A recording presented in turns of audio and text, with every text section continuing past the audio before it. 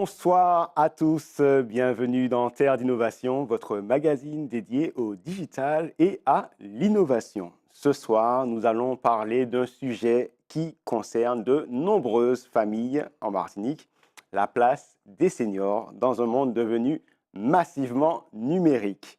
En Martinique, la population vieillit rapidement, mais nos services, nos démarches et nos habitudes se digitalisent tout aussi vite. Alors, une question essentielle. Le numérique est-il une chance pour nos aînés ou un risque d'exclusion supplémentaire? Entre les démarches en ligne, les accès aux droits, les outils de communication et même l'arrivée de l'intelligence artificielle dans le quotidien, nos seniors peuvent être à la fois valorisés, autonomisés ou parfois laissés au bord du chemin. Nous allons voir dans cette émission qu'il y a beaucoup d'initiatives incroyables et que le digital peut être un levier d'inclusion lorsqu'il est bien accompagné. J'ai le plaisir d'accueillir ce soir Dominique Placide-Braffine. Bonsoir. Bonsoir. Vous êtes responsable du service Action sociale retraite à la CGSS Martinique. C'est exactement ça. Et également Dominique Felvia. Bonsoir. Donc deux Dominiques ce soir. Voilà, pour le prix de Donc vous êtes fondatrice de Happy Silvers. Tout à fait. Le numérique, facteur d'inclusion ou d'exclusion des seniors, terre d'innovation, c'est parti.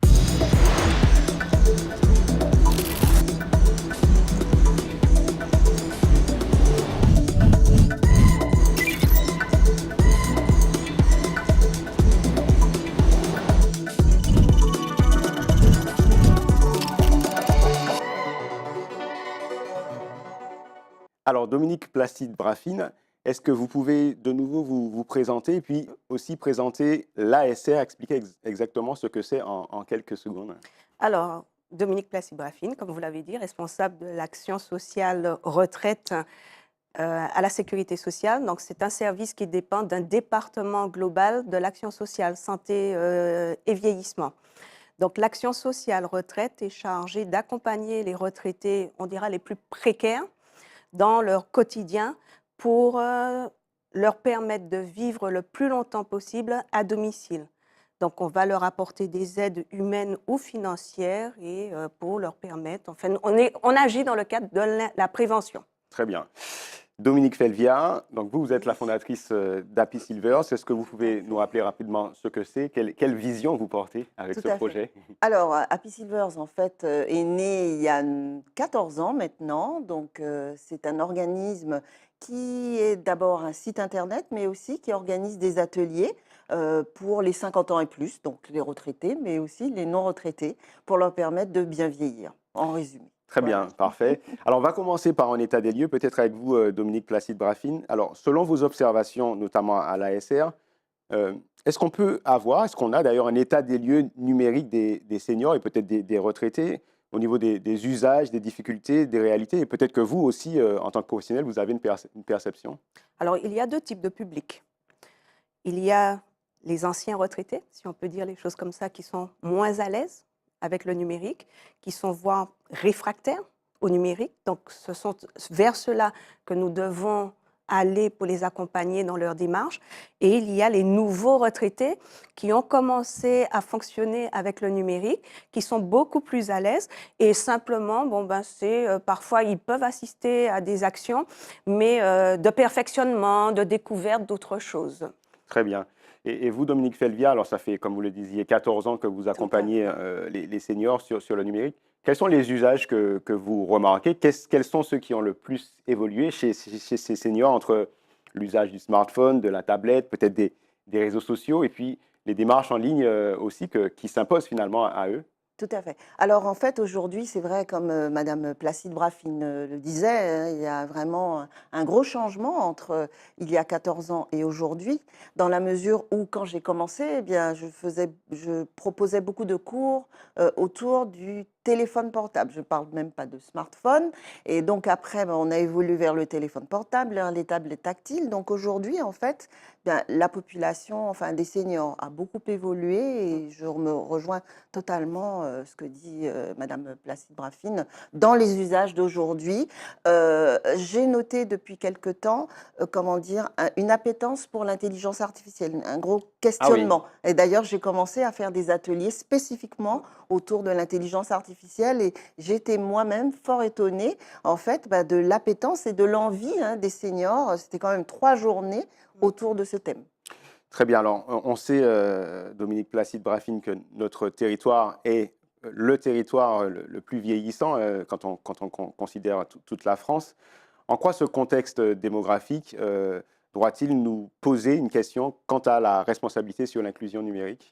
Alors, je ne sais pas si je vais vous répondre clairement à la question, Oui. mais il y a un fait. Oui, nous sommes le territoire le plus âgé, mais la famille aussi est un petit peu, pas disloquée, mais beaucoup de personnes se retrouvent seules avec la famille à l'étranger, que ce soit en France hexagonale ou à l'étranger. Et le numérique, c'est un moyen de rester en contact aujourd'hui. Dernièrement, on en parlait. Nous, de mon temps, quand j'étais étudiante, j'allais au taxiphone à minuit pour bénéficier de la communication. Là, aujourd'hui, à n'importe quelle heure, mon fils, il m'appelle. Il appelle ses grands-parents, on le voit, on voit qu'il est bien, pas bien, ça fait du bien et ça redonne un peu de courage aux grandes personnes et aux âgés. Donc, je ne sais pas si j'ai Oui, bien sûr. Donc, répondu, mais oui. en tout cas, oui, c'est un lien, c'est un renforcement du lien. Ce que vous dites, c'est qu'aujourd'hui, on a un territoire vieillissant, mais finalement, la technologie, aujourd'hui, a évolué et permet de connecter. De ne pas Et exclure, de ne pas exclure, de voilà, rassembler, exactement. même à distance. Voilà. Très bien. Alors, on va peut-être parler un peu de l'ASR. Vous allez rappeler très rapidement ce que c'est, mais surtout sur des dispositifs concrets qui ne concernent pas d'ailleurs que la partie numérique, juste pour rétablir ce que c'est, notamment le bien vieillir. Alors, comme je le disais en préambule, l'action sociale propose des aides pour accompagner les retraités. Donc, ça peut être des aides à domicile. Et dans les aides à domicile, ça peut être par exemple des accompagnements administratifs. Donc peut-être comment montrer, enfin du moins montrer aux personnes âgées comment faire les démarches, etc. Mais il n'y a pas que ça, puisque ça peut être les aides à domicile, ménage, repassage, etc. Il peut y avoir des forfaits de prévention qui peut aussi bénéficier d'un accompagnement en technologie. Il y a les secours financiers exceptionnels où là, on va aider un retraité qui aura participé à un atelier numérique de s'acheter un ordinateur et une tablette. Donc, je précise bien, hein, il faut participer à un atelier et après, on va pouvoir vous financer parce que l'intérêt n'est pas d'apprendre à utiliser quelque chose et on ne pourra pas l'utiliser par la suite. Et puis, bien entendu, il y a les ateliers collectifs de prévention pour sortir la personne de l'exclusion, non seulement de chez elle, mais de l'exclusion tout court, numérique, etc. quoi. Et on comprend bien que la CGSS et notamment l'ASR ne peuvent pas tout. Vous avez donc à tisser finalement un réseau de partenaires. Comment vous vous y prenez? Alors, plusieurs partenaires, effectivement. Donc, au niveau de l'ASR, nous travaillons avec des opérateurs. Nous avons pris le choix de travailler avec des opérateurs parce que nous ne pouvons pas tout faire, à chacun son métier. Oui. Donc, il y a des structures qui se rapprochent de nous dans le cadre de l'appel à projet ou qui ont des projets innovants et qui se rapprochent de nous pour un financement d'ateliers. D'accord. Donc, s'ils répondent au cahier des charges, parce qu'il y a quand même un cahier des charges, à ce moment-là, on finance. On va évaluer, on contrôle, etc. Donc, on leur donne la somme, non pas forcément qu'ils ont demandé, mais en tout cas, on les aide financièrement. Il y a des partenaires, je dirais, institutionnels, dans le sens où on a un partenariat avec les maisons, les France Services maintenant, Oui. et les CCAS qui peuvent être partenaires bien vieillis ou autres. Et il y a les cyberbases, enfin, les centres sociaux, voilà, je cherchais, les centres sociaux qui peuvent être financés, mais qui se développent de plus en plus sur le territoire. D'accord. Alors, pour les téléspectateurs qui nous écoutent, comment un retraité prend la tâche de la CGSS pour bénéficier de soutien? Comment ça se passe concrètement? Et puis comprendre un petit peu l'avant-après d'un accompagnement, notamment numérique. Ouais. S'il veut participer juste aux ateliers de prévention, D'accord. il se rapproche directement de l'opérateur. nous avons une liste où, en général, ils sont membres de l'association, où il y a de la communication par la radio, par les CCAS, par les partenaires, etc. Donc C'est clair. ça, ils arrivent à À trouver trouver. l'information. Et sinon, si ce sont des aides individuelles, à ce moment-là, ils se rapprochent de nous et puis parfois nous participons à des salons, nous faisons de la communication, mais ils se rapprochent de nous, ils nous demandent un formulaire et qu'ils complètent. Une évaluation est faite au domicile du retraité parce que on ne se contente pas de faire juste une évaluation du besoin dont il a besoin, qu'il pense avoir besoin. On fait une évaluation à 360 degrés. Donc, on va voir s'il a besoin d'heures d'accompagnement à domicile parce qu'il est seul, parce qu'il souffre, parce qu'il a un mal-être, etc. On va voir s'il a besoin de forfait de prévention et on va voir s'il a besoin de sortir de chez lui. Très bien. Et s'il a besoin d'un secours aussi financier. Donc, c'est vraiment une écoute et une évaluation à 360 degrés. Alors, on comprend que l'ASR a un rôle majeur, mais sur le terrain, il existe donc des initiatives très innovantes. Et je me tourne vers l'autre Dominique de ce Voilà. soir, Dominique Felvia, pour parler Oui. de Happy Silvers. Oui. Qu'est-ce qui rend l'approche Happy Silvers si innovante dans la façon d'aborder le numérique?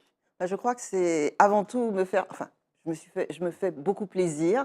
Et c'est vrai que les ateliers, en fait, que j'essaie de monter, j'essaie de toujours mettre un petit peu de digital, un petit peu de numérique. Quelque part, même par exemple, on organise des week-ends à Pierre et Vacances, il y a toujours une partie numérique. On va faire un atelier autour de la musique. Il y a une partie MAO, musique assistée par ordinateur. Donc ça, c'est une première chose, parce que je me dis que si j'étais retraitée moi-même, c'est le genre de choses que j'aurais aimé, c'est-à-dire rester dans la société, vivre avec mon temps, ne pas me sentir finalement mise à part. Donc, partant de cela, c'est vrai que la technologie, les technologies, pardon, ont beaucoup évolué, et donc on parlait d'intelligence artificielle tout à l'heure, mais bon, c'est peut-être un peu moins novateur, mais on a mis en place, par exemple, des ateliers de podcast avec des étudiantes. Qu'est-ce qu'on fait encore? Une télé aussi, On va enfin en une parler, télé. oui. Voilà, exactement. Parce que c'est Voilà. une très belle Bon. innovation. Oui. Avant de parler justement de cette innovation, Oui. donc Tigre en Moon TV, Oui. vous avez mené des enquêtes, et ça, je trouve que c'est intéressant, Oui. sur le mode de vie des seniors. Oui. Et qu'est-ce que vous en avez retiré justement par rapport à cet aspect numérique?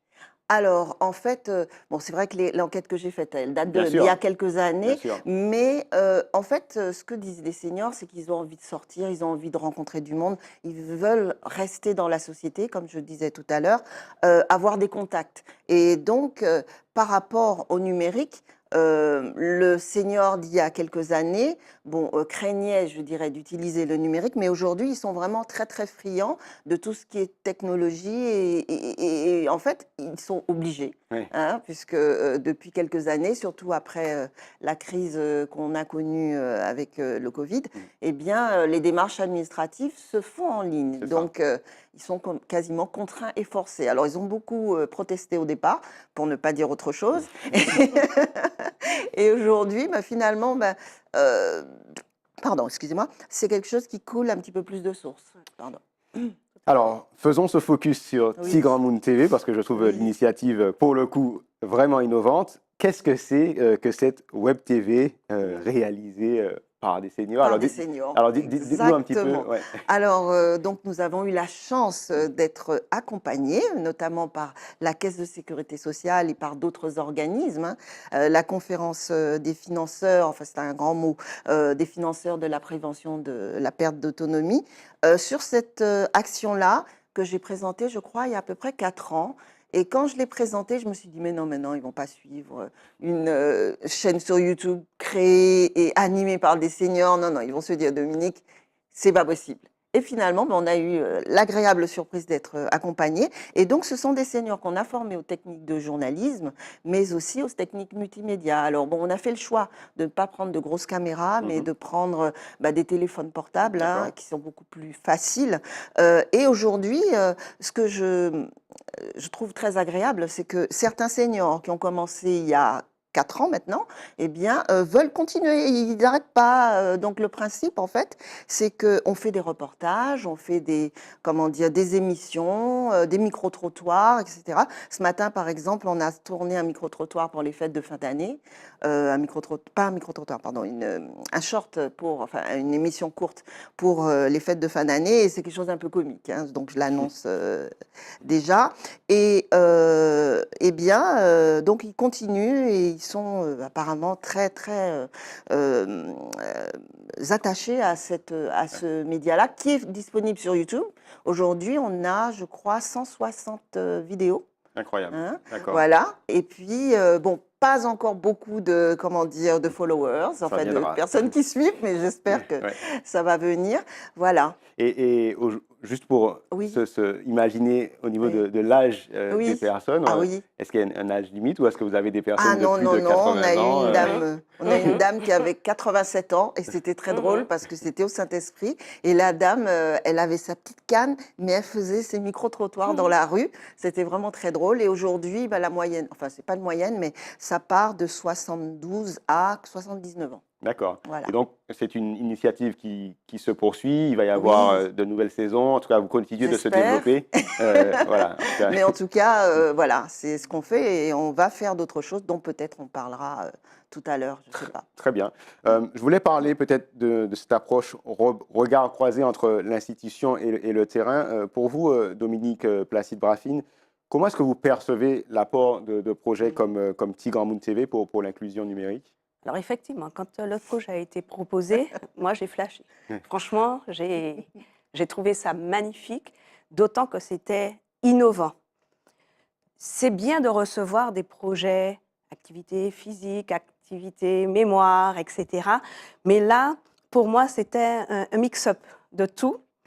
Et non seulement je n'ai pas eu de problème à présenter et à faire accepter le projet par les administrateurs, mais en plus, c'est un projet qui a été emmené sur la métropole et ça a été parce qu'il faut savoir que chaque année, la Caisse nationale nous demande si nous avons des projets innovants. Et vous pensez bien que ce projet, on l'a fait monter. Oui. Donc, oui, et en plus, il y a même une équipe de métropole qui est venue en Martinique pour pouvoir tourner avec eux. Donc, on ne peut qu'encourager ce type d'action parce que ça permet aussi de démontrer qu'un retraité peut faire autre chose, s'impliquer si c'est bien mené, si ça lui plaît, et puis il reste jeune, même s'il est retraité finalement. Alors, on a montré des aspects positifs. Alors, j'imagine qu'il y a, comme toujours, des obstacles et des freins. Dominique Placide-Braffin, du côté institutionnel, est-ce que vous voyez encore des freins majeurs à cette inclusion numérique? Alors, les freins, je le disais tout à l'heure, ce sont les réfractaires. Bon, malgré tout, le constat, il est là. Même pour prendre un rendez-vous chez le médecin, il faut passer par des plateformes. Et j'avoue que même pour moi, c'est une prise de tête. Mais soit, effectivement, vous passez par la famille, des proches, etc. Soit les proches montrent. Donc, on ne peut pas ne pas passer par là. Donc, soit on rentre dans le train, ou on voit le train passer. Et nous sommes là pour pouvoir inciter et dire aux personnes que un des leitmotifs, ou du moins de ce que je leur dis, mais ça ne te fait pas plaisir de voir ton petit-fils ou ta petite-fille, quand il t'appelle, il est là-bas partir. Et ne serait-ce que... Alors, je prends un exemple personnel. Ma belle-mère, elle n'est pas du tout informatique. Au départ, je lui faisais des virements. Maintenant, je vois qu'elle ne me demande plus rien. Elle fait ses affaires. Mon fils l'appelle en WhatsApp, elle galère un peu, mais elle sait répondre.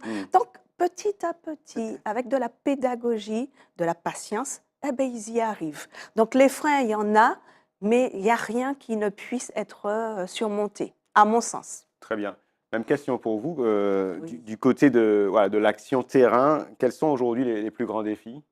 Alors, les plus grands défis, ma foi, C'est d'amener ces réfractaires qui sont quand même, enfin, il n'y en a pas tant que cela par rapport à ce que j'ai connu au départ où les personnes me disent ah non, non, non, moi je ne fais pas ça, c'est ma fille, mon fils qui s'occupe de cela. Mais aujourd'hui, il y a des freins. En fait, je dirais que enfin, les retraités que je rencontre sont tellement multi-activités qu'à la limite, ils ont même du mal à passer, pardon, mettre en place, enfin venir aux ateliers parce qu'ils font Ils énormément sont de choses. occupés. Voilà, ils sont occupés. Donc c'est le principal frein. Mais c'est vrai qu'il y a une tranche de la population qui a 75 et encore, peut-être 80, qui est difficilement comment dire, atteignable, entre guillemets, dans la mesure où, bah là, non, quand ils sont réfractaires, ils sont réfractaires. Mais c'est vrai que, comme Madame Placide Braffin disait tout à l'heure, de plus en plus, je crois qu'on aura des seniors qui vont bah, finalement seront à la demande de stages de perfectionnement, ce genre de choses. Voilà. Et vous trouvez que au niveau de la sphère publique, Oui. on a pris conscience de l'utilité et de la nécessité d'avoir des acteurs de terrain comme vous et de pouvoir les financer? Vous Oui. trouvez que là, ça y est, il y a une prise de conscience de cette nécessité d'accompagner les seniors sur Tout ces à enjeux? fait. Ouais. Alors, à travers les CCAS, Mm. bien sûr, mais à travers des organismes comme la CGSS et d'autres organismes, des caisses de retraite complémentaires aussi, qui font des stages pour apprendre à faire ces démarches administratives, des associations, par exemple, nous travaillons avec un comité de quartier à Sainte-Luce qui a demandé à mettre en place des stages pour apprendre à faire ces démarches administratives. Donc, il y a quand même pas mal d'acteurs. Et puis aussi, en dehors de cela, il y a aussi France Service, maintenant même avec des camions. Donc, bon, je ne dis pas que c'est un monde idyllique, pas du tout, hein. Il y a encore quand même de gros efforts à faire, mais c'est vrai qu'on a beaucoup avancé par rapport à ce que j'ai connu il y a à peu près 14 ans. Très bien. Alors, vous aviez un petit peu évoqué le sujet tout à l'heure de Oui. l'intelligence artificielle. Oui. Il nous reste quelques secondes. Je voulais savoir, au niveau des seniors, vous avez dit que vous avez commencé un petit peu ces ateliers. Comment ils se sont emparés de cela? Comment on arrive à leur montrer le potentiel? Qu'est-ce qu'ils trouvent d'intéressant? Et peut-être, est-ce qu'ils voient les limites ou pas du tout? Alors, on a commencé déjà, enfin, j'ai commencé à leur montrer que l'intelligence artificielle existait depuis un certain nombre d'années, D'accord. et puis surtout à leur montrer que sur leur téléphone, c'était rempli d'intelligence artificielle. Donc, ça leur a permis finalement de toucher du doigt tout de suite à ce que c'est, et puis aussi montrer aussi quelle est l'application, je dirais, dans leur vie quotidienne. Et puis, bon, après, bien sûr, on a utilisé l'intelligence artificielle générative. Donc là, il y avait par exemple des responsables d'associations qui ont dit ah bah c'est super, je vais pouvoir faire mes courriers, etc. et tout. Et donc non, je les ai sentis très intéressés et très accrochés à l'intelligence artificielle et au fait qu'ils ne pouvaient pas passer je dirais, au-delà de cela, parce que ce que je dis, bon, je sais que le temps est compté, mais c'est que ils ont connu le Minitel, ils ont connu le téléphone à touche, etc. Donc, il n'y a aucune raison aujourd'hui qu'ils ne puissent pas, je dirais, utiliser l'intelligence artificielle. Voilà. Très bien. Dans quelques secondes, je vous retrouve pour la masterclass. Le temps pour moi de remercier mes invités. Donc, merci Dominique Placide Braffin. Donc, je rappelle, vous êtes responsable du service Action Sociale Retraite à la CGSS Martinique. Exact, merci à vous. Et Dominique Felvia, donc fondatrice d'Happy Silvers. Merci d'avoir été avec nous. Et prenons maintenant quelques minutes pour vulgariser un sujet. Place à la masterclass.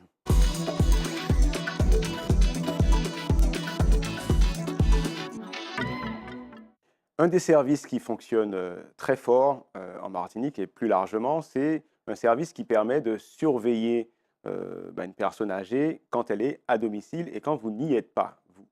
C'est ce qu'on appelle les services de télésurveillance. Aujourd'hui, on a beaucoup de sociétés qui proposent ces services. Je présente quelques-uns. On a Vicasia, par exemple, qui propose voilà, des services avec un équipement et avec des logiques d'abonnement. J'ai trouvé aussi Théroux, qui est présent en Guyane, mais également aussi dans le reste des Antilles-Guyane. On a des sociétés plus connues comme Cita qui propose des services, ou encore Senior Company. Et puis, vous avez aussi la possibilité, pour ceux qui sont les plus à l'aise, d'installer en fait au domicile de votre mère ou de votre père, de votre grand-mère ou de votre grand-père, une caméra. Cette caméra pourra filmer. Et aujourd'hui, vous avez des fonctionnalités qui sont vraiment très intéressantes. Par exemple, la détection de mouvements, la détection de personnes, le suivi intelligent, la possibilité d'avoir de l'audio bidirectionnel, c'est-à-dire de pouvoir échanger avec cette personne, elle va échanger avec le dispositif. Voilà, vous avez même la possibilité de pouvoir surveiller ce qui se passe quand finalement il n'y a pas de lumière, en vision nocturne.